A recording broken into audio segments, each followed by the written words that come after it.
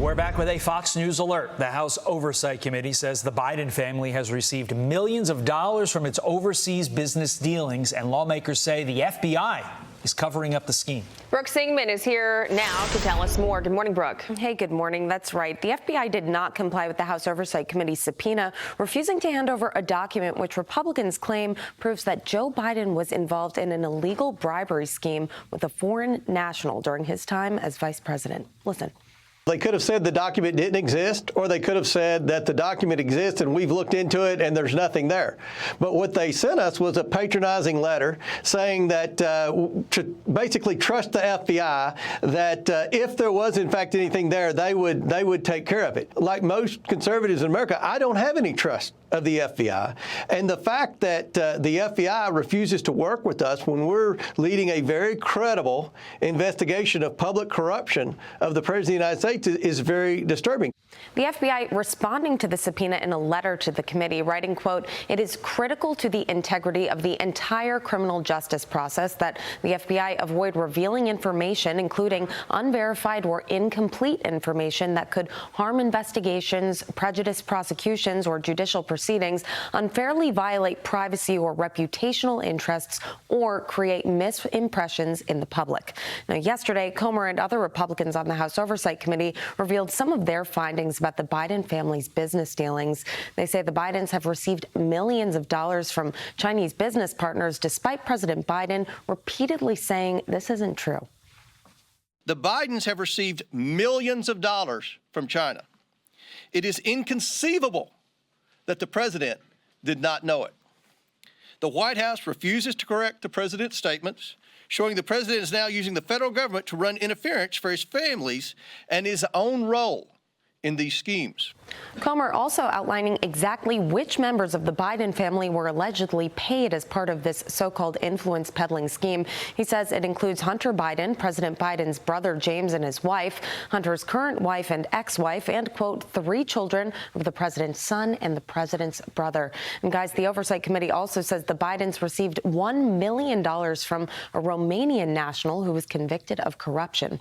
House Judiciary Committee Chairman Jim Jordan wants to get to the bottom of this deal and the rest of the family's overseas business dealings.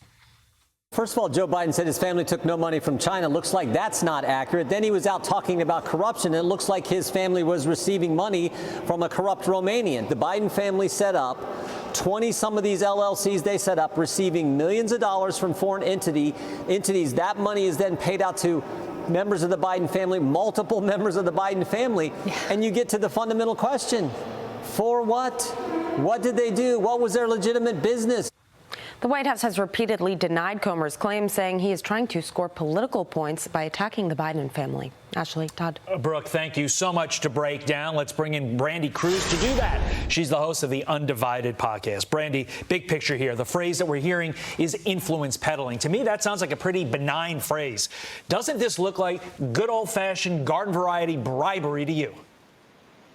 Well, I mean, Jim Jordan said it very well, which is for what, right? And Representative James Comer had a line that, to me, tells the whole story. And he said something to the effect of, "I find it hard to believe that Hunter Biden was charismatic enough that he could convince foreign nationals not only to wire him a bunch of money, but 8 of his family members a bunch of money." And he said there had to have been a return on that investment. So it's entirely appropriate for this to be looked at. It should be bipartisan. It shouldn't be something that's only being led by Republicans. I would really look forward to the day where we don't have to wonder about the criminal wrongdoings of the person who's in the White House and their family members. But again, I think it just speaks to the state of American politics that something like this that could have a direct threat to our national security is being treated in such a partisan manner. Yeah, I think people are missing the big picture with what you said, national security to our country. The White House, they called the committee's investigation, quote, evidence-free. But also, I need your thoughts on the FBI showing zero transparency with the American people with this committee. If there's nothing to hide, then why not just turn it all over?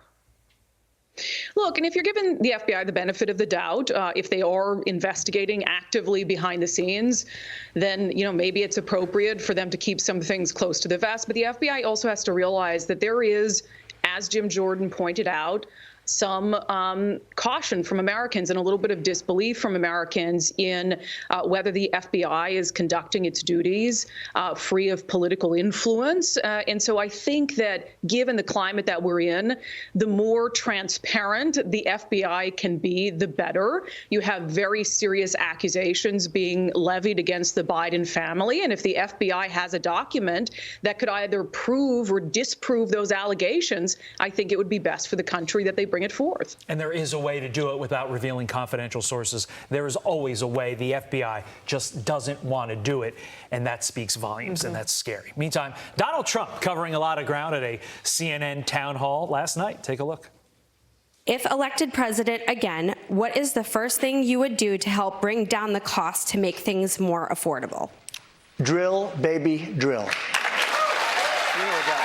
You think the U.S. should default if the White House does not agree to the spending cuts Republicans are demanding? Well, you might as well do it now because you'll do it later. Do you agree with deploying troops to the border? You're going to have millions of people pouring into our country right now at a level that nobody's ever seen before. They're living in Central Park in New York City. The city is being swamped. Los Angeles is being swamped.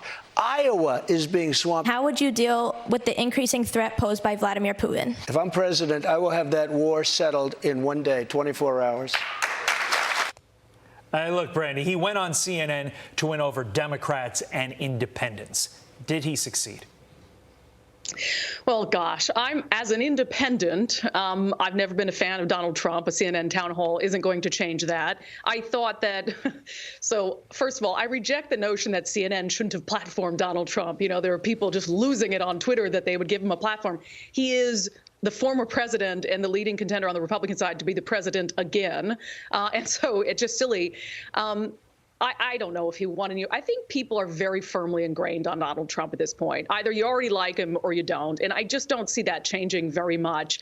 I will say I had to laugh. I don't know if you saw the trending hashtags on Twitter today, boycott CNN, with a bunch of people on the left saying, oh, we're not going to watch CNN anymore. And I have to wonder, where have you guys been? Because the rest of us have been boycotting CNN for a long time. AOC kind of lost her mind on Twitter over it last night. I did catch that. But it does make you wonder if the state of the country is in just such disarray. If some independents, even Democrats, they're just tired of what they're seeing and they're like, you know what, maybe it wasn't that bad under Donald Trump. We'll see. You know, we got a little bit of time left. Brandi Kruse, thank you so much for your time this morning. We appreciate it. Yeah, my pleasure. Yeah, just a little bit of time, November 2024. It's right? fine. Yeah. I'm Steve Ducey. I'm Brian Kilmeade. And I'm Ainsley Earhart. And click here to subscribe to the Fox News YouTube page to catch our hottest interviews and most compelling analysis.